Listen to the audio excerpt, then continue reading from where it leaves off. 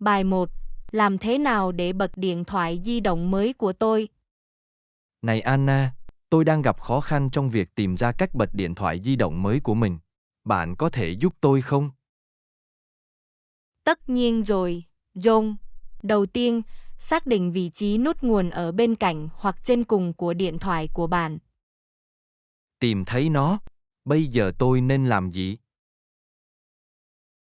Nhấn và giữ nút nguồn cho đến khi điện thoại rung hoặc màn hình sáng lên. Ồ, tôi hiểu rồi. Tôi sẽ thử điều đó ngay bây giờ. Điện thoại đã bật chưa? Vâng, nó đã xảy ra. Màn hình bây giờ sáng lên. Làm tốt lắm, John. Bây giờ bạn có thể bắt đầu khám phá điện thoại mới của mình. Cảm ơn, Anna. Tôi đánh giá cao sự giúp đỡ của bạn. Bài 2. Chó đói. Anna, nhìn kìa, chó đang ăn thứ gì đó từ bát. Ồ, nó hẳn đang đói. Bạn đang cho nó ăn gì? Nó đang ăn thức ăn cho chó. Nó được làm đặc biệt cho chó. Đó là một thương hiệu hoặc hương vị cụ thể. Vâng, đó là một thương hiệu phổ biến có tên là Happy Paws. Đây là hương vị gà. Chó có thích nó không? Vâng, nó có vẻ thực sự thích nó. Nó đang vẫy đuôi trong khi ăn. Đó là một dấu hiệu tốt. Nó phải có hương vị ngon đối với chó. Tôi cũng nghĩ vậy. Điều quan trọng là cung cấp cho chúng thức ăn mà chúng thích và bổ dưỡng. Chắc chắn rồi. Bạn cũng nên đảm bảo cung cấp nước ngọt cho chó uống. Chắc chắn rồi. Tôi luôn đảm bảo rằng có một bát nước gần đó. Điều đó thật tuyệt. Chó cần giữ nước, đặc biệt là sau khi ăn. Tôi đồng ý, điều quan trọng là phải chăm sóc các nhu cầu cơ bản của họ và đảm bảo họ có một chế độ ăn uống cân bằng. Bạn cho chó ăn bao lâu một lần? Tôi thường cho nó ăn 2 lần một ngày, một lần vào buổi sáng và một lần vào buổi tối. Nghe có vẻ như là một lịch trình tốt. Thời gian cho ăn thường xuyên giúp thiết lập thói quen cho chó. Có, nó giúp duy trì sự thèm ăn và tiêu hóa của họ. Có điều gì khác bạn cần cân nhắc khi cho chó ăn không? Chà, điều quan trọng là phải tuân theo kích thước khẩu phần được khuyến nghị cho giống và tuổi của chúng. Đó là sự thật. Cho ăn quá nhiều hoặc cho ăn ít có thể dẫn đến các vấn đề sức khỏe.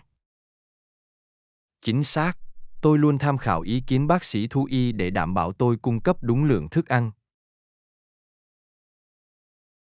Đó là một cách tiếp cận có trách nhiệm, luôn luôn tốt khi tìm kiếm lời khuyên chuyên nghiệp. Tôi muốn đảm bảo rằng chú chó luôn khỏe mạnh và hạnh phúc. Thật tuyệt vời, John. Tôi chắc chắn chú chó đánh giá cao sự quan tâm và chăm sóc của bạn. Cảm ơn, Anna. Thật là một niềm vui khi có một người bạn lông xù để chăm sóc. Tôi có thể thấy điều đó. Thú cưng mang lại rất nhiều hạnh phúc và đồng hành cho cuộc sống của chúng ta. Họ chắc chắn có. Đó là một mối quan hệ đặc biệt mà chúng tôi chia sẻ với những người bạn động vật của chúng tôi. Hãy tiếp tục công việc tốt, John. Chú chó thật may mắn khi có bạn. Tôi sẽ làm, Anna. Cảm ơn bạn vì những lời tốt bụng của bạn và đã trò chuyện với tôi về giờ ăn của chú chó. Bài 3. Học chơi piano. Anna, tôi đã nghĩ đến việc học chơi piano. Nó có vẻ như là một nhạc cụ vui nhộn. Đó là một ý tưởng tuyệt vời, John. Chơi piano có thể là một sở thích tuyệt vời. Tôi nên bắt đầu từ đâu? Bạn có đề xuất nào cho người mới bắt đầu không? Tôi đề nghị tìm một giáo viên piano hoặc đăng ký các bài học tại một trường âm nhạc. Họ có thể hướng dẫn bạn những điều cơ bản và giúp bạn xây dựng một nền tảng vững chắc. Điều đó có ý nghĩa. Tôi sẽ tìm kiếm một giáo viên hoặc một trường âm nhạc gần tôi. Học đọc bản nhạc là một kỹ năng cần thiết để chơi piano. Nó giống như một ngôn ngữ âm nhạc mà bạn sẽ cần phải hiểu. Đọc bản nhạc nghe có vẻ khó khăn, nhưng tôi sẵn sàng chấp nhận thử thách. Tôi sẽ luyện tập và trở nên tốt hơn theo thời gian. Đó là tinh thần, John. Với thực hành, bạn sẽ trở nên thoải mái hơn với việc đọc bản nhạc. Có bài tập hoặc bài hát cụ thể nào bạn đề xuất cho người mới bắt đầu không? Đối với người mới bắt đầu, thật tốt khi bắt đầu với các bài tập đơn giản tập trung vào sự phối hợp tay và sức mạnh ngón tay. Bạn cũng có thể thử học các bài hát thân thiện với người mới bắt đầu để giữ cho mọi thứ vui vẻ và hấp dẫn. Tôi sẽ đảm bảo tìm một số bài tập và bài hát cho người mới bắt đầu để thực hành. Bạn có bất kỳ khuyến nghị cụ thể nào không? Một bài tập cổ điển cho người mới bắt đầu là chơi cân. Nó giúp phối hợp ngón tay. Đối với các bài hát, Twinkle, Twinkle, Little Star là một bài hát phổ biến để bắt đầu. Tôi chắc chắn sẽ thêm cân và Twinkle, Twinkle, Little Star vào thói quen luyện tập của mình. Cảm ơn các gợi ý, Anna. Chào mừng bạn, John. Hãy nhớ tập luyện thường xuyên, ngay cả khi chỉ trong vài phút mỗi ngày. Tính nhất quán là chìa khóa trong việc cải thiện kỹ năng piano của bạn. Tôi sẽ ghi nhớ điều đó. Tôi rất vui khi bắt đầu hành trình âm nhạc này và thấy sự tiến bộ của mình theo thời gian. Tôi cũng rất hào hứng cho bạn, John. Chơi piano có thể mang lại rất nhiều niềm vui và sự thỏa mãn. Tận hưởng quá trình và vui vẻ với nó. Tôi sẽ làm, Anna. Cảm ơn bạn đã khuyến khích và lời khuyên của bạn. Tôi không thể chờ đợi để chơi những bài hát yêu thích của tôi trên piano một ngày nào đó. Chào mừng bạn, John. Tôi tin vào bạn. Hãy tiếp tục luyện tập, và bạn sẽ đạt được mục tiêu âm nhạc của mình. Bài 4. Bạn đã nhìn thấy con mèo của tôi chưa? Anna, cô có thấy con mèo của tôi không? Tôi không thể tìm thấy cô ấy ở đâu cả. Ôi không, John. Lần cuối cùng bạn nhìn thấy cô ấy là khi nào? Tôi nhìn thấy cô ấy vào buổi sáng, nhưng cô ấy biến mất sau đó. Hãy cùng nhau tìm kiếm ngôi nhà. Mèo đôi khi có thể trốn ở những nơi bất ngờ. Ý hay, tôi sẽ kiểm tra phòng khách trong khi bạn tìm kiếm bếp. Tôi không thấy cô ấy trong bếp. Có lẽ cô ấy đang trốn dưới giường hoặc đằng sau đồ đạc. Tôi sẽ đi kiểm tra phòng ngủ và xem cô ấy có ở đó không. Có may không, John? Không, cô ấy cũng không ở trong phòng ngủ. Cô ấy có thể ở đâu? Mèo có thể rất giỏi trong việc tìm kiếm không gian nhỏ để ẩn náu. Hãy suy nghĩ như một con mèo và nhìn vào những nơi ấm cúng. Anh nói đúng. Có lẽ cô ấy đang ở trong tủ quần áo hoặc sau một bức màn. Có dấu hiệu nào của cô ấy không? Tôi đã tìm thấy cô ấy. Cô đang cuộn tròn trong một góc ấm cúng của tủ quần áo. Đó là một sự nhẹ nhõm. Mèo thích tìm những nơi thoải mái để ngủ trưa. Tôi rất vui vì cô ấy an toàn. Tôi bắt đầu lo lắng.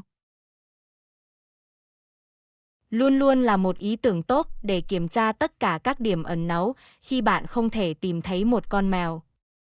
Tôi sẽ nhớ điều đó cho lần sau. Cảm ơn sự giúp đỡ của bạn, Anna. Không sao đâu, John. Tôi rất vui vì chúng tôi đã tìm thấy cô ấy. Mèo có thể khá tinh nghịch. Họ chắc chắn giữ cho chúng tôi luôn cảnh giác. Tôi rất vui vì cô ấy đã trở lại.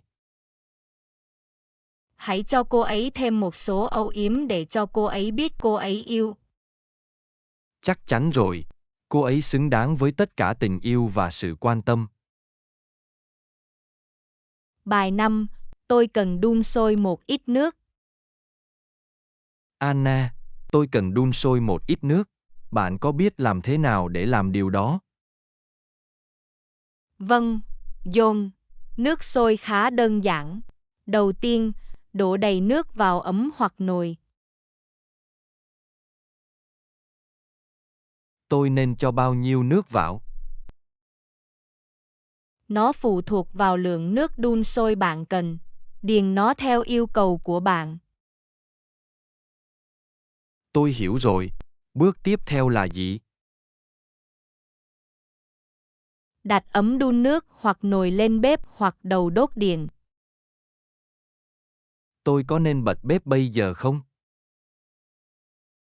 Có, xoay núm sang cài đặt nhiệt trung bình hoặc cao. Và sau đó, Đợi nước nóng lên. Bạn sẽ thấy bong bóng hình thành và nổi lên bề mặt. thường mất bao lâu để đun sôi?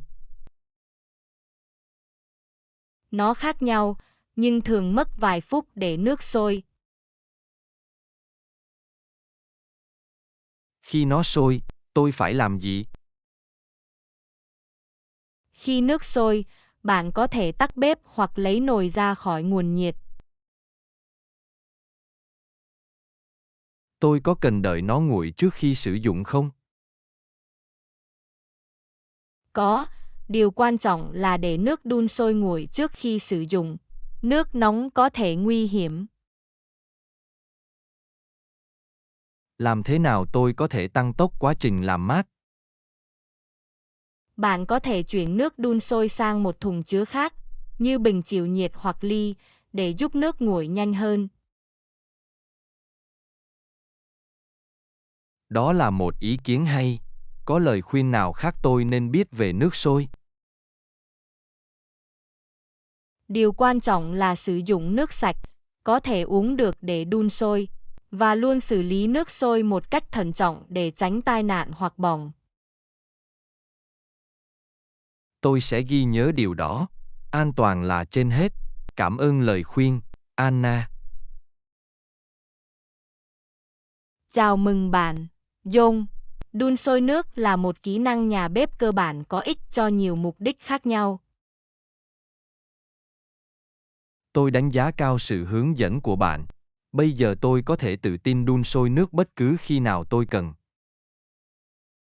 Thật tuyệt khi được nghe, John. Giữ an toàn và tận hưởng việc sử dụng nước đun sôi của bạn. Tôi sẽ làm, Anna. Cảm ơn một lần nữa vì sự giúp đỡ của bạn. Bài 6. Tôi sắp có kỳ thi lái xe. Anna, tôi sắp có kỳ thi lái xe, và tôi cảm thấy lo lắng. Có lời khuyên nào về cách tập trung không? Đừng lo, John. Tôi có thể hiểu được sự lo lắng của bạn. Một cách để tập trung là tạo ra một lịch trình học tập và tuân thủ nó. Nghe có vẻ như là một ý tưởng hay. Tôi nên học bao lâu một lần? Đặt mục tiêu thực hành thường xuyên, có thể 1 giờ mỗi ngày, để xây dựng kiến thức và kỹ năng của bạn. Tôi sẽ lập một lịch trình và dành thời gian dành riêng cho việc học. Tôi có thể làm gì khác?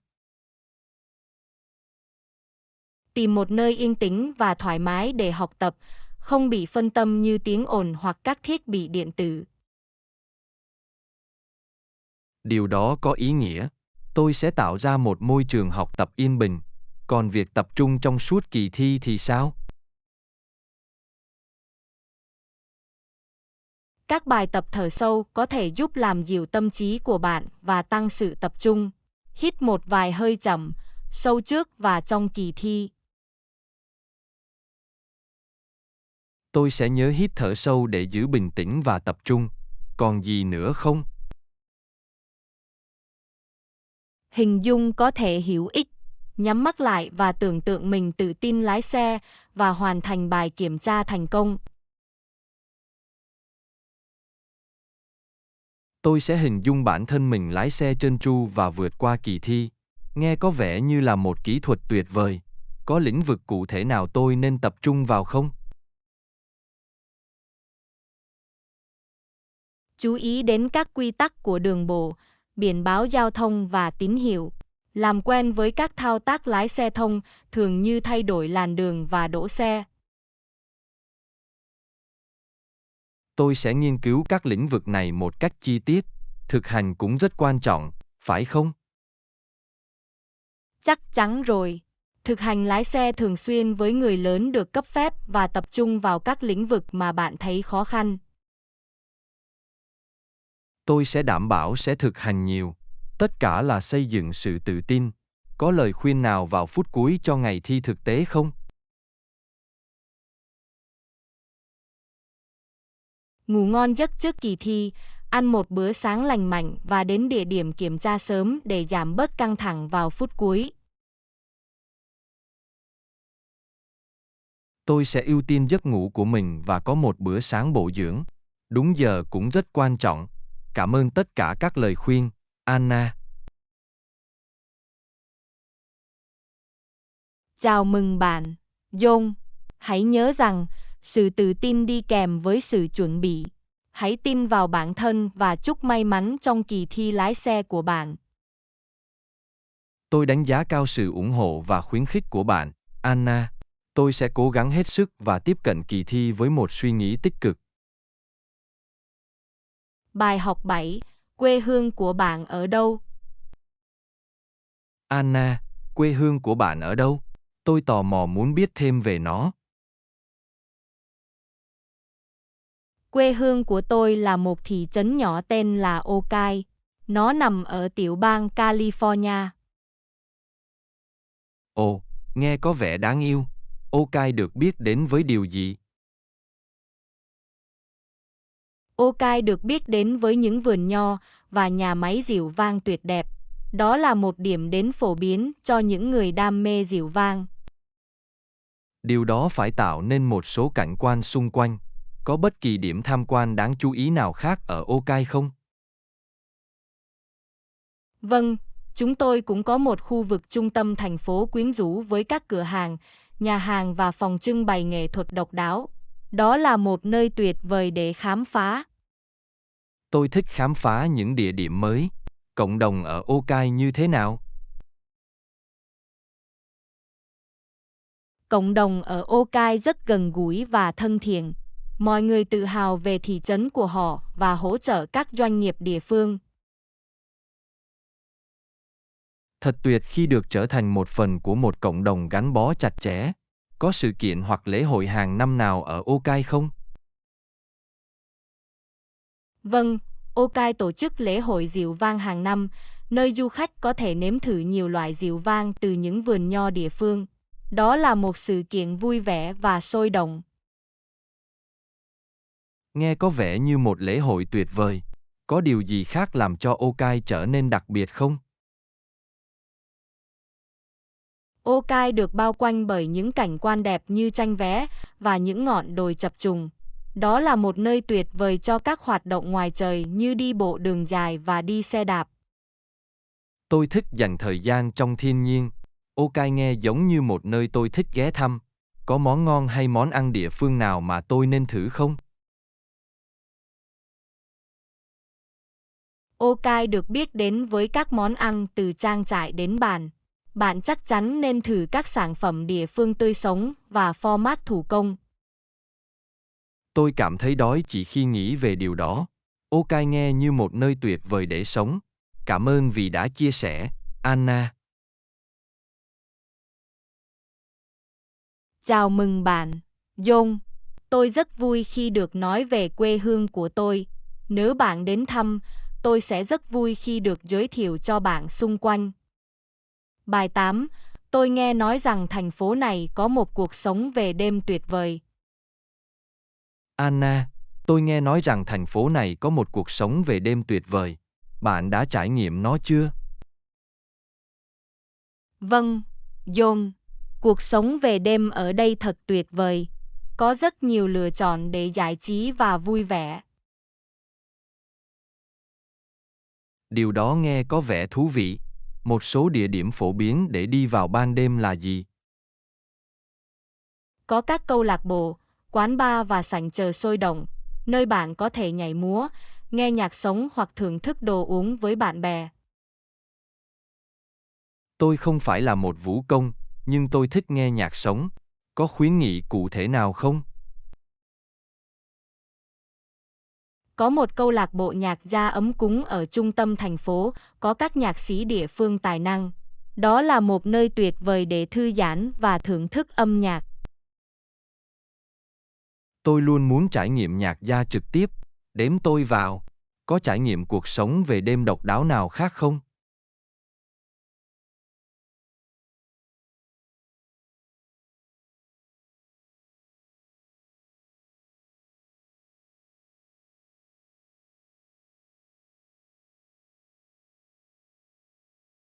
Điều đó nghe có vẻ tuyệt vời. Tôi thích tầm nhìn trên tầng thượng. Những nơi này có mở cửa vào đêm khuya không? Vâng, nhiều trong số họ mở cửa muộn, cho phép bạn tận hưởng cuộc sống về đêm cho đến đầu giờ sáng. Tôi sẽ phải lên kế hoạch cho buổi tối của mình cho phù hợp. Còn an toàn thì sao? Nói chung có an toàn khi ra ngoài vào ban đêm không? Điều quan trọng là luôn nhận thức được môi trường xung quanh và thực hiện các biện pháp phòng ngừa cần thiết. Bám sát những khu vực đủ ánh sáng và đi chơi với những người bạn đáng tin cậy. An toàn trên hết, tất nhiên. Cảm ơn đã nhắc nhở. Tôi không thể chờ đợi để khám phá cuộc sống về đêm sôi động của thành phố. Chào mừng bạn, John. Tôi chắc chắn bạn sẽ có một khoảng thời gian tuyệt vời. Chỉ cần nhớ tự phát triển và tận hưởng một cách có trách nhiệm. Chắc chắn rồi. Tôi sẽ đảm bảo sẽ có một đêm đáng nhớ và có trách nhiệm. Cảm ơn vì những hiểu biết, Anna. Không sao đâu, John. Hãy có một khoảng thời gian tuyệt vời và tận dụng tối đa cuộc sống về đêm sôi động của thành phố. Bài học 9. Bạn có mua sắm trực tuyến nhiều không? Anna, bạn có mua sắm trực tuyến nhiều không? Vâng, John. Mua sắm trực tuyến thuận tiện và cung cấp nhiều lựa chọn. Tôi đã nghĩ đến việc thử nó. Mua sắm trực tuyến hoạt động như thế nào? Bạn duyệt các trang web hoặc ứng dụng, chọn các mặt hàng bạn muốn, thêm chúng vào giỏ hàng của bạn và tiến hành thanh toán. Nhập thông tin cá nhân và thông tin thanh toán trực tuyến của tôi có an toàn không? Các cửa hàng trực tuyến có uy tín có hệ thống thanh toán an toàn để bảo vệ thông tin của bạn. Tìm kiếm thanh toán an toàn và đọc đánh giá trước khi mua hàng. Điều đó thật yên tâm. Mua sắm trực tuyến có lợi ích gì không? Chắc chắn rồi. Mua sắm trực tuyến cho phép bạn so sánh giá cả, đọc đánh giá và mua sắm từ sự thoải mái của ngôi nhà của bạn. Nghe có vẻ thuận tiện. Có bất kỳ nhược điểm nào không?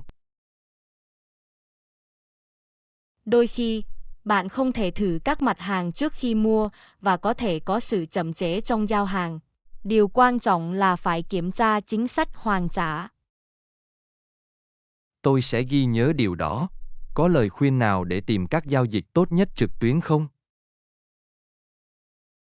Tìm mã giảm giá, đăng ký nhận bản tin và theo dõi các tài khoản truyền thông xã hội của các cửa hàng yêu thích của bạn để biết các chương trình khuyến mãi và bán hàng. Lời khuyên tốt.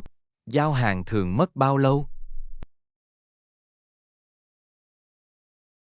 Nó phụ thuộc vào cửa hàng và phương thức vận chuyển. Một số cung cấp các tùy chọn vận chuyển nhanh, trong khi những người khác có thể mất nhiều thời gian hơn. Tôi sẽ kiểm tra thời gian giao hàng ước tính trước khi đặt hàng. Tôi có thể trả lại hàng nếu tôi không hài lòng. Nhiều cửa hàng trực tuyến có chính sách hoàn trả. Đọc kỹ chúng để hiểu quy trình trả lại và bất kỳ chi phí liên quan nào. Tôi chắc chắn sẽ đọc chính sách hoàn trả. Có lời khuyên nào khác cho người mua sắm trực tuyến mới bắt đầu không? Bắt đầu với các trang web hoặc cửa hàng đáng tin cậy, nổi tiếng.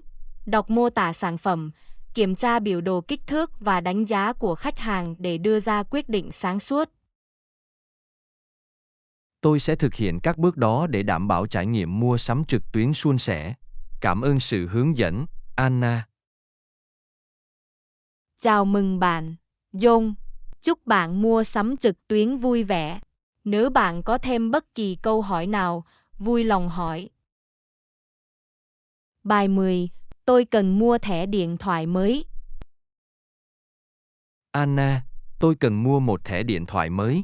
Bạn có bất kỳ khuyến nghị nào không? Chắc chắn rồi, John. Bạn đang tìm kiếm loại thẻ điện thoại nào? Trả trước hay trả sau? Tôi thích thẻ điện thoại trả trước hơn. Tôi muốn kiểm soát chi phí của mình. Điều đó có ý nghĩa. Bạn đang tìm kiếm một mạng di động cụ thể hoặc bất kỳ nhà cung cấp đáng tin cậy nào. Tôi không có sở thích, miễn là nó cung cấp bảo hiểm tốt và giá cả phải chăng.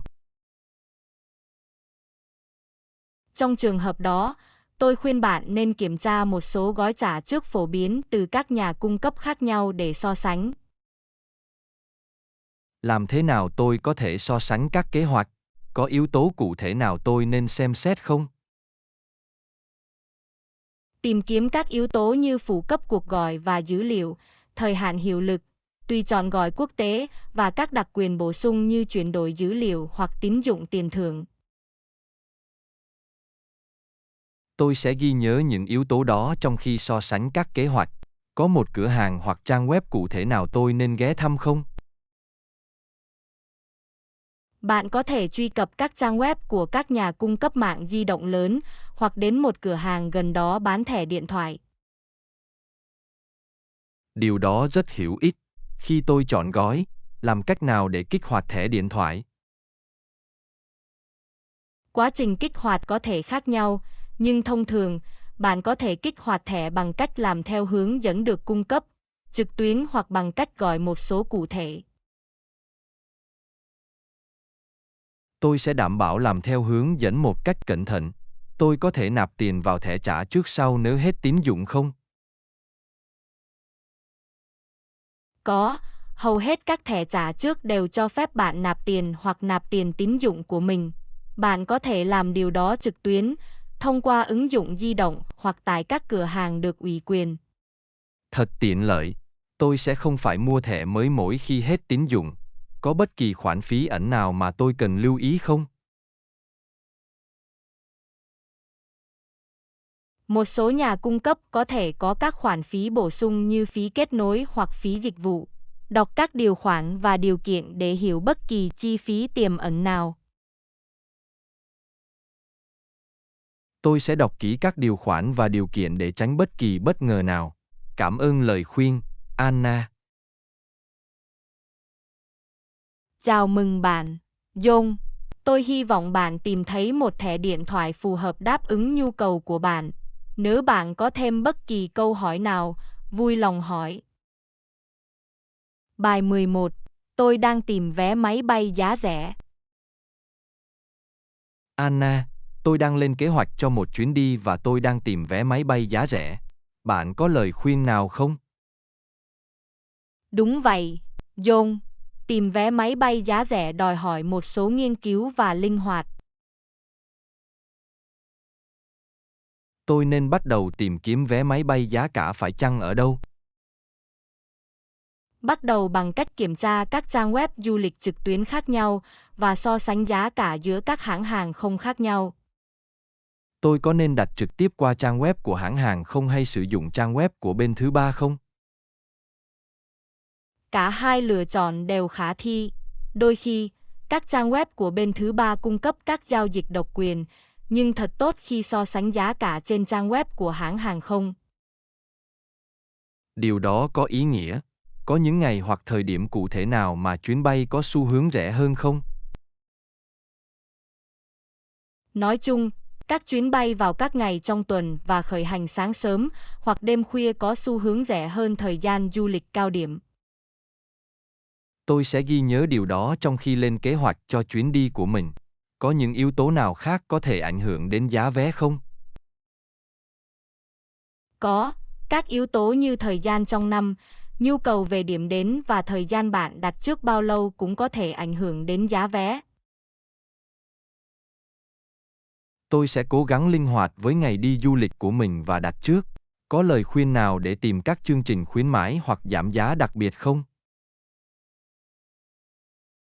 Đăng ký nhận bản tin của hãng hàng không, theo dõi tài khoản mạng xã hội của họ và đặt cảnh báo giá vé để cập nhật các chương trình khuyến mãi và giá vé giảm giá. Tôi sẽ đảm bảo luôn cập nhật và tận dụng bất kỳ ưu đãi đặc biệt nào. Có bất kỳ khoản phí ẩn nào tôi nên coi chừng không? Có, hãy lưu ý các khoản phí bổ sung như phí hành lý, phí chọn chỗ ngồi hoặc phí thay đổi chuyến bay. Đọc kỹ các điều khoản và điều kiện. Tôi sẽ kiểm tra kỹ các điều khoản và điều kiện để tránh bất kỳ khoản phí bất ngờ nào. Cảm ơn vì đã cảnh báo, Anna. Chào mừng bạn, John. Tôi hy vọng bạn sẽ tìm thấy những ưu đãi tuyệt vời trên vé máy bay của mình. Chúc một chuyến đi tuyệt vời. Bài 12. Tôi đang nghĩ về việc kiếm một công việc mùa hè. Anna, tôi đang nghĩ đến việc kiếm một công việc mùa hè. Có đề xuất nào không? Đó là một ý tưởng tuyệt vời, John. Có rất nhiều lựa chọn cho công việc mùa hè. Bạn quan tâm đến loại công việc nào? Tôi cởi mở với những cơ hội khác nhau. Một số công việc mùa hè phổ biến cho sinh viên là gì? Bạn có thể cân nhắc làm việc như một nhân viên cứu hộ, cố vấn trại, cộng sự bán lẻ hoặc thậm chí là một người phục vụ nhà hàng. Những điều đó nghe có vẻ thú vị. Làm thế nào để tôi tìm cơ hội việc làm mùa hè?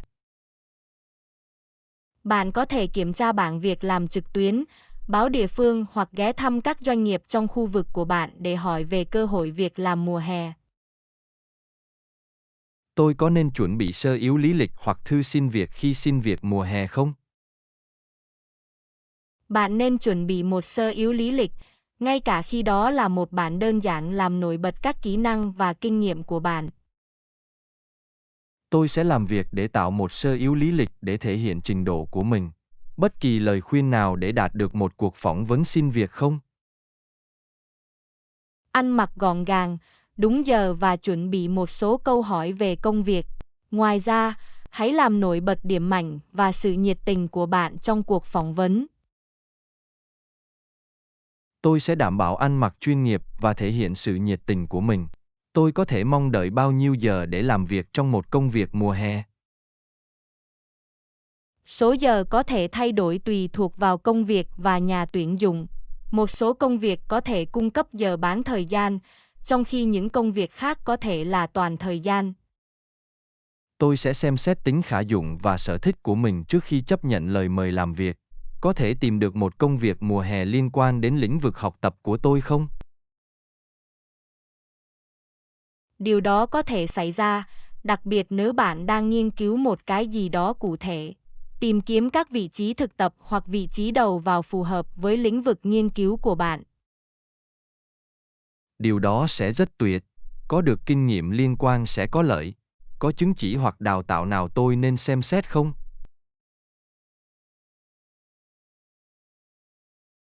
Một số công việc, như nhân viên cứu hộ hoặc làm việc với trẻ em, có thể yêu cầu chứng chỉ hoặc đào tạo cụ thể. Kiểm tra các yêu cầu công việc trước. Tôi sẽ nghiên cứu bất kỳ chứng chỉ và đào tạo cần thiết nào để đảm bảo tôi đáp ứng các yêu cầu công việc. Cảm ơn lời khuyên, Anna. Chào mừng bạn, John. Chúc may mắn với việc tìm kiếm việc làm mùa hè của bạn. Tôi chắc chắn bạn sẽ tìm thấy một cơ hội tuyệt vời. Bài 13. Bạn có kinh nghiệm quản lý con người không? Anna, bạn có kinh nghiệm quản lý con người không? Vâng, John. Tôi có kinh nghiệm quản lý đội trong công việc trước đây của mình. Thật ấn tượng. Một số kỹ năng chính cần thiết để quản lý con người hiệu quả là gì? Giao tiếp, lãnh đạo, giải quyết vấn đề và khả năng thúc đẩy và hỗ trợ các thành viên trong nhóm là rất quan trọng. Làm thế nào để bạn xử lý xung đột trong một nhóm? Điều quan trọng là phải giải quyết xung đột sớm, lắng nghe cả hai bên và tạo điều kiện giao tiếp cởi mở và tôn trọng để tìm ra giải pháp. Tôi sẽ ghi nhớ điều đó. Làm thế nào để bạn thúc đẩy các thành viên trong nhóm của bạn?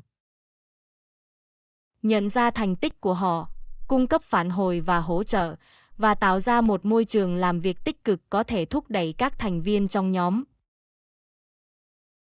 Nghe có vẻ như là một cách tiếp cận tuyệt vời. Bạn đã từng đối mặt với những nhân viên khó khăn trước đây chưa? Vâng, xử lý những nhân viên khó khăn là một phần của quản lý con người. Nó đòi hỏi sự kiên nhẫn, hiểu biết và giải quyết các vấn đề một cách chuyên nghiệp. Làm thế nào để bạn đảm bảo rằng các thành viên trong nhóm đang làm việc hướng tới các mục tiêu chung? Đặt mục tiêu rõ ràng, truyền đạt kỳ vọng và thúc đẩy môi trường hợp tác giúp sắp xếp các thành viên trong nhóm hướng tới các mục tiêu chung. Còn đánh giá hiệu suất thì sao? Làm thế nào để bạn thực hiện chúng một cách hiệu quả?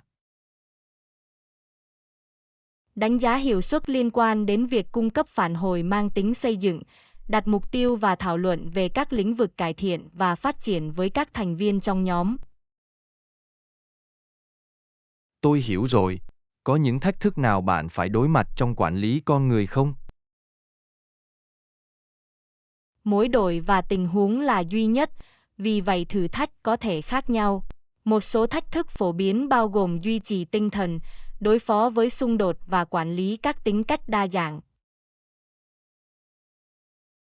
Tôi có thể tưởng tượng nó có thể khá thách thức. Có lời khuyên nào cho ai đó quan tâm đến việc theo đuổi sự nghiệp trong quản lý con người không? Phát triển kỹ năng giao tiếp và giao tiếp của bạn. Tìm kiếm cơ hội để lãnh đạo và quản lý các dự án và học hỏi từ các nhà quản lý có kinh nghiệm. Tôi sẽ làm việc để phát triển những kỹ năng đó. Cảm ơn bạn đã chia sẻ những hiểu biết và kinh nghiệm của bạn, Anna. Chào mừng bạn, John. Nếu bạn có thêm bất kỳ câu hỏi nào về quản lý con người, vui lòng hỏi. Bài 14. Bạn đã bao giờ đến Mexico City chưa? Anna, bạn đã bao giờ đến Mexico City chưa? Vâng, John. Tôi đã đến thăm Mexico City vài năm trước. Đó là một thành phố sôi động và giàu văn hóa. Nghe có vẻ tuyệt vời. Một số địa điểm không thể bỏ qua ở thành phố Mexico là gì? Trung tâm lịch sử, công viên Chapultepec, bảo tàng Frida Kahlo và Xochimilco là những điểm tham quan nổi tiếng ở thành phố Mexico. Tôi chắc chắn sẽ ghé thăm những nơi đó. Có món ăn địa phương nào tôi nên thử không? Bạn phải thử tacos. Chúng rất ngon và là một mặt hàng chủ lực trong ẩm thực Mexico. Ngoài ra, đừng bỏ lỡ thử một số món ăn đường phố đích thực. Tacos nghe có vẻ hấp dẫn. Có bất kỳ mối quan tâm nào về an toàn mà tôi cần lưu ý không?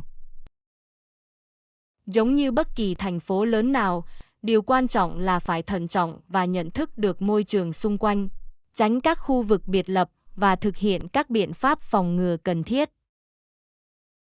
Tôi sẽ ghi nhớ điều đó và cảnh giác. Hệ thống giao thông công cộng ở Mexico City như thế nào? Thành phố Mexico có một hệ thống giao thông công cộng rộng lớn, bao gồm tàu điện ngầm và xe buýt. Đó là một cách thuận tiện để đi vòng quanh thành phố. Điều đó thật tốt khi biết. Có bất kỳ phong tục hoặc nghi thức văn hóa cụ thể nào mà tôi nên lưu ý không? Người Mexico nói chung là những người ấm áp và thân thiện. Thật lịch sự khi chào hỏi mọi người bằng một cái bắt tay hoặc một cái ôm. Ngoài ra, hãy cố gắng học một vài cụm từ tiếng Tây Ban Nha cơ bản. Tôi sẽ cải thiện tiếng Tây Ban Nha của mình và tôn trọng phong tục địa phương. Có thời điểm tốt trong năm để ghé thăm Mexico City không? Thời tiết thường ôn hòa quanh năm, nhưng mùa xuân và mùa thu là những mùa dễ chịu để ghé thăm. Mùa hè có thể nóng, và mùa đông có thể trở nên lạnh vào ban đêm. Tôi sẽ lên kế hoạch cho chuyến thăm của mình vào mùa xuân hoặc mùa thu sau đó. Có lời khuyên nào về việc thương lượng hoặc đàm phán giá cả tại thị trường địa phương không? Thương lượng là phổ biến ở thị trường địa phương. Bắt đầu bằng cách đưa ra một mức giá thấp hơn và chuẩn bị thương lượng cho đến khi bạn đạt được mức giá thỏa thuận chung. Tôi sẽ thử và kiểm tra kỹ năng thương lượng của mình. Cảm ơn vì những lời khuyên, Anna. Chào mừng bạn, John. Tôi chắc chắn rằng bạn sẽ có một khoảng thời gian tuyệt vời khi khám phá Mexico City. Nếu bạn có thêm bất kỳ câu hỏi nào, vui lòng hỏi. Bài 15, bạn có xem trận bóng rổ tối qua không? Anna, cô có xem trận bóng rổ tối qua không? Nó rất dữ dội. Vâng, John. Tôi không thể rời mắt khỏi màn hình. Đó là một trò chơi thú vị. Các cầu thủ thật tuyệt vời. Kỹ năng và tinh thần đồng đội của họ được thể hiện đầy đủ. Tôi đặc biệt ấn tượng với cú đúp đáng kinh ngạc đó trong hiệp 3. Nó khiến toàn bộ đám đông đứng dậy. Ồ, tôi biết chính xác khoảnh khắc bạn đang nói về. Cái đầm đó đã ra khỏi thế giới này. Nó sẽ được phát lại chắc chắn. Và còn 3 con chó ở còi thì sao? Đó là một cú đánh thay đổi cuộc chơi đã đánh dấu chiến thắng cho đội của họ. Chắc chắn rồi. Đó là một cú sút chớp nhoáng khiến mọi người kinh ngạc. Đám đông bật lên trong sự cổ vũ khi nó đi vào. Năng lượng trong đấu trường hẳn là không thể tin được. Tôi có thể cảm nhận được sự phấn khích ngay cả qua TV. Nó là điện. Người hâm mộ đã hô vang và cổ vũ trong suốt trận đấu. Nó tạo ra một bầu không khí tuyệt vời. Những khoảnh khắc như thế này khiến tôi yêu bóng rổ hơn nữa. Niềm đam mê và cường độ là vô song. Tôi không thể đồng ý hơn. Bóng rổ có một cách mang mọi người lại với nhau và tạo ra những khoảnh khắc khó quên. Bạn có một người chơi yêu thích trong trò chơi không? Thật khó để chỉ chọn một. Mỗi người chơi thể hiện kỹ năng của mình theo những cách khác nhau. Tất cả đều góp phần vào trận đấu ly kỳ. Đó là sự thật. Đó là một nỗ lực tập thể đã làm cho trò chơi trở nên đáng nhớ. Tôi không thể chờ đến trận đấu tiếp theo. Tôi đã mong chờ những vở kịch thú vị hơn và những khoảnh khắc khó quên. Tôi cũng vậy, John. Hãy chắc chắn rằng chúng ta không bỏ lỡ nó. Đó sẽ là một cuộc đối đầu đáng kinh ngạc khác. Chắc chắn rồi. Chúng tôi sẽ chuẩn bị sẵn bỏng ngô và thưởng thức từng giây của trò chơi. Nghe giống như một kế hoạch. Hãy sẵn sàng cho một trải nghiệm bóng rổ thú vị khác. Bài 16. Bạn có nhận thấy tình trạng ô nhiễm tồi tệ như thế nào gần đây không? Anna, bạn có nhận thấy tình trạng ô nhiễm tồi tệ như thế nào gần đây không? Vâng, John. Nó khá đáng lo ngại. Chất lượng không khí dường như đang xấu đi. Bạn nghĩ nguyên nhân chính gây ô nhiễm là gì? Các yếu tố như khí thải công nghiệp, khí thải xe và xử lý chất thải không đúng cách góp phần gây ô nhiễm. Thật đáng buồn khi thấy tác động của nó đối với môi trường và sức khỏe của chúng ta. Chắc chắn rồi. Ô nhiễm có thể có tác động bất lợi đến cả hệ sinh thái và hạnh phúc của con người. Có điều gì chúng ta có thể làm với tư cách là cá nhân để giúp giảm ô nhiễm không? Chắc chắn rồi. Chúng ta có thể bắt đầu bằng cách tiết kiệm năng lượng, sử dụng phương tiện giao thông công cộng và thực hành quản lý chất thải thích hợp. Những thay đổi nhỏ trong thói quen hàng ngày của chúng ta có thể tạo ra sự khác biệt. Đúng vậy. Mọi nỗ lực đều có giá trị khi nói đến việc bảo vệ môi trường. Có bất kỳ sáng kiến hoặc chính sách nào của chính phủ để giải quyết ô nhiễm không? Nhiều chính phủ đã thực hiện các quy định và chương trình để giảm ô nhiễm, chẳng hạn như tiêu chuẩn khí thải và các biện pháp kiểm soát ô nhiễm. Thật đáng khích lệ khi nghe. Sự hợp tác giữa các cá nhân, cộng đồng và chính phủ là rất quan trọng. Chắc chắn rồi. Nó đòi hỏi hành động tập thể để chống ô nhiễm một cách hiệu quả. Bạn có nghĩ rằng các chiến dịch nâng cao nhận thức có thể giúp giáo dục mọi người về tầm quan trọng của việc giảm ô nhiễm không? Vâng, nâng cao nhận thức là điều cần thiết. Giáo dục và thông tin có thể truyền cảm hứng cho các cá nhân đưa ra những lựa chọn thân thiện với môi trường hơn. Điều quan trọng là truyền bá thông tin và khuyến khích những người khác tham gia nỗ lực. Chắc chắn rồi.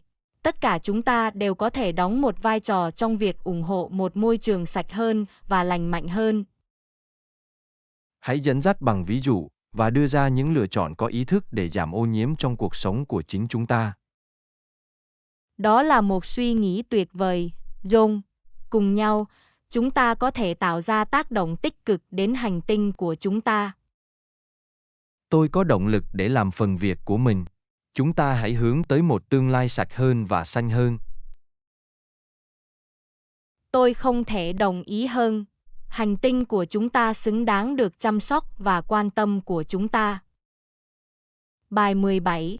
Bạn có kế hoạch nào cho ngày của mẹ không? Anna, bạn có kế hoạch nào cho ngày của mẹ không? Vâng, John. Tôi dự định dành cả ngày với mẹ và cho cô ấy thấy tôi đánh giá cao cô ấy như thế nào. Thật tuyệt vời. Bạn dự định ăn mừng như thế nào? Tôi đang nghĩ đến việc đưa cô ấy ra ngoài ăn bữa sáng ngon miệng và tặng cô ấy một món quà chu đáo. Nghe có vẻ như là một cách tuyệt vời để ăn mừng. Bạn đang nghĩ đến việc nhận được loại quà gì? Tôi đang cân nhắc việc tặng cô ấy một phiếu quà tặng spa. Cô ấy xứng đáng được thư giãn và nuông chiều. Đó là một ý tưởng tuyệt vời.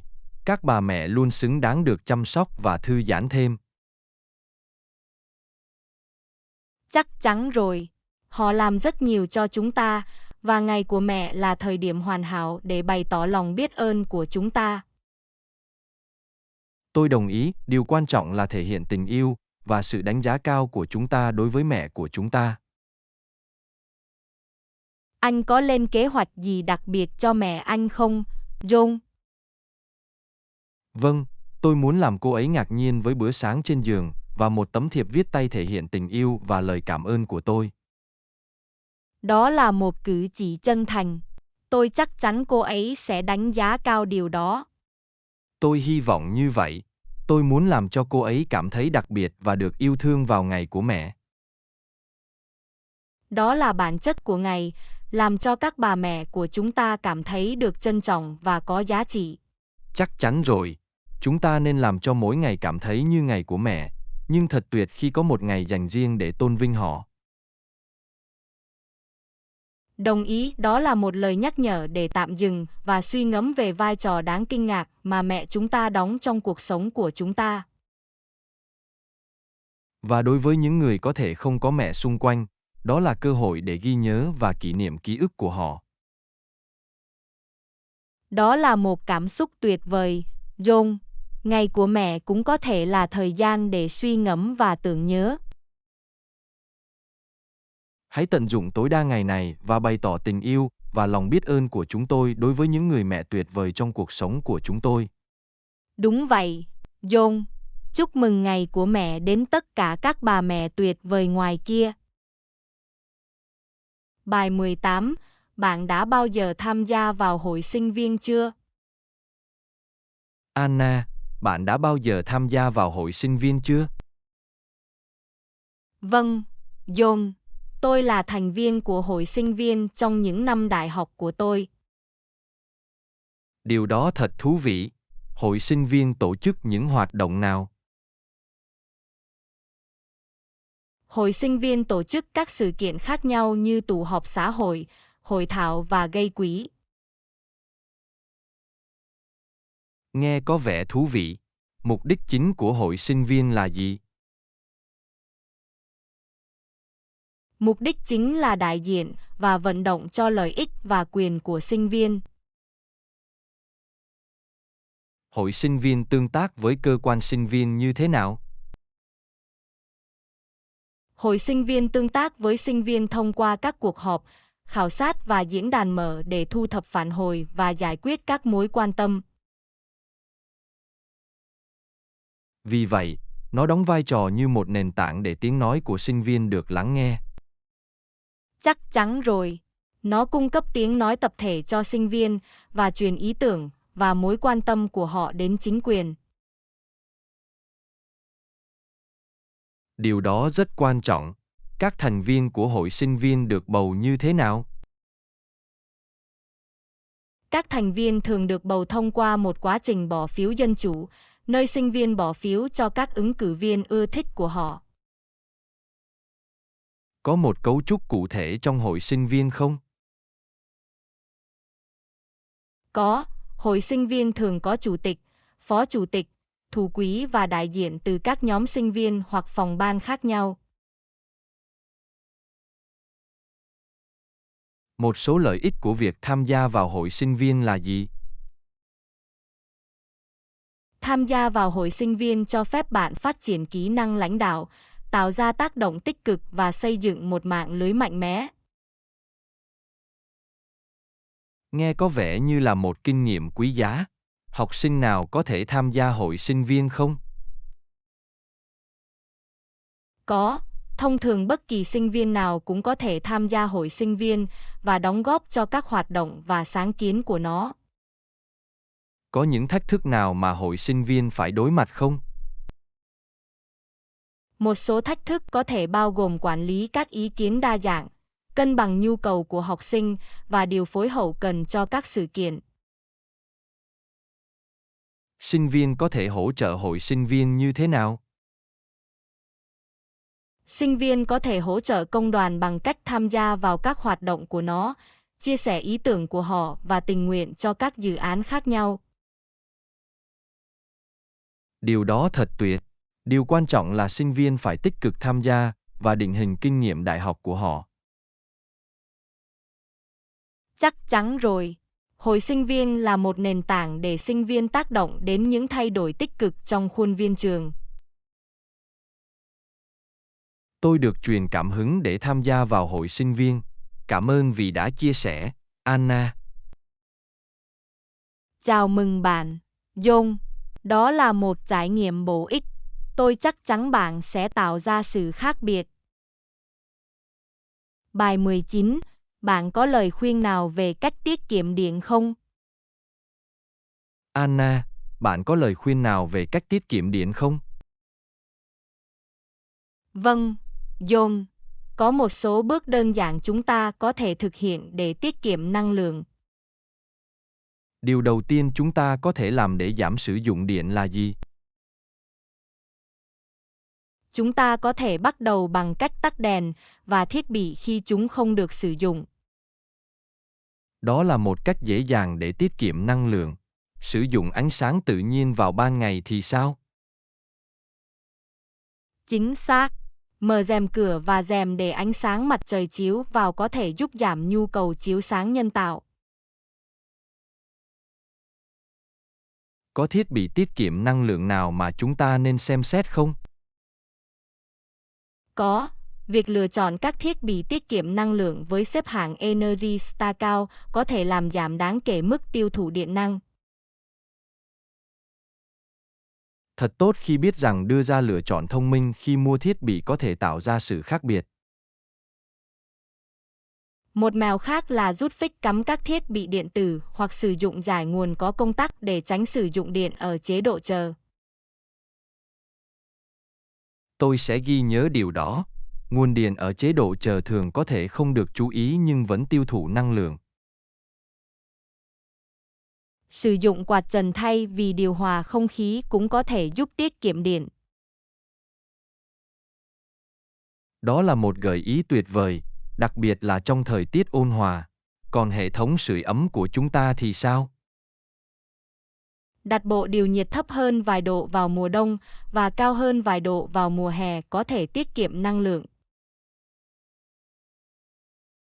Tôi sẽ điều chỉnh bộ điều chỉnh nhiệt cho phù hợp và ăn mặc phù hợp để luôn thoải mái.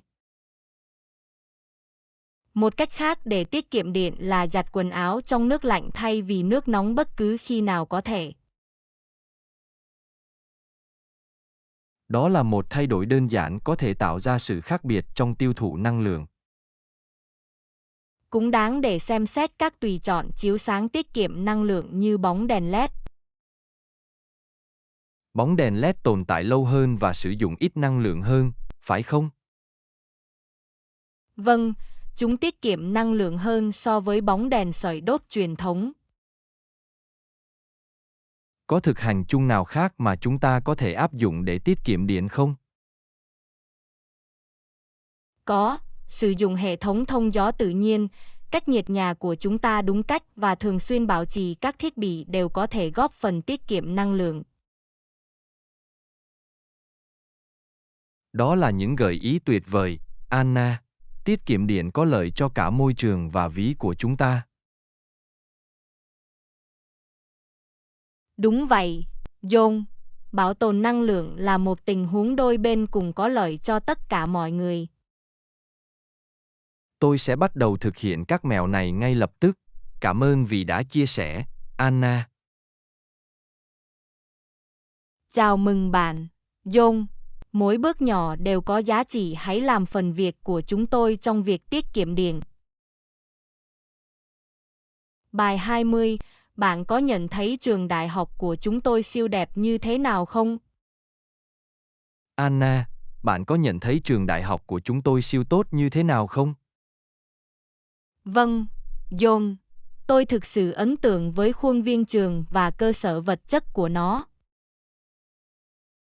Các tòa nhà hiện đại và được duy trì tốt.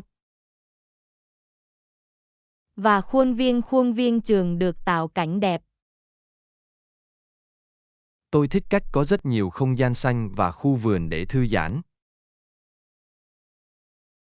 Các lớp học rộng rãi và được trang bị công nghệ mới nhất. Thư viện cũng tuyệt vời. Nó có một bộ sưu tập sách và tài nguyên khổng lồ.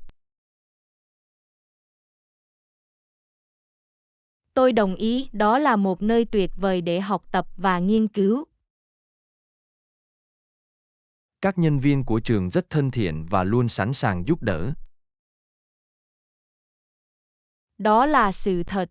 Họ làm cho trải nghiệm đại học của chúng tôi thậm chí còn tốt hơn. Tôi đánh giá cao các dịch vụ sinh viên khác nhau được cung cấp, như tư vấn và hướng dẫn nghề nghiệp. Thật yên tâm khi biết rằng hỗ trợ có sẵn khi chúng ta cần. Tôi cũng ấn tượng với các hoạt động ngoại khóa và câu lạc bộ trong khuôn viên trường. Họ cung cấp cơ hội để theo đuổi đam mê của chúng tôi và gặp gỡ những người cùng chí hướng. Trường cũng tổ chức các sự kiện thú vị trong suốt cả năm. Vâng, Những sự kiện đó tạo ra một bầu không khí sôi động và hấp dẫn trong khuôn viên trường. Trường đại học thực sự thúc đẩy ý thức cộng đồng giữa các sinh viên. Chắc chắn rồi. Đó là một môi trường thân thiện và hòa nhập. Tôi rất biết ơn khi được trở thành một phần của một trường đại học tốt đẹp như vậy. Tôi cũng vậy, John. Hãy tận dụng tối đa thời gian của chúng tôi ở đây và tạo ra những kỷ niệm khó quên. Chắc chắn rồi, Anna. Kinh nghiệm đại học của chúng tôi là một cái gì đó để trân trọng.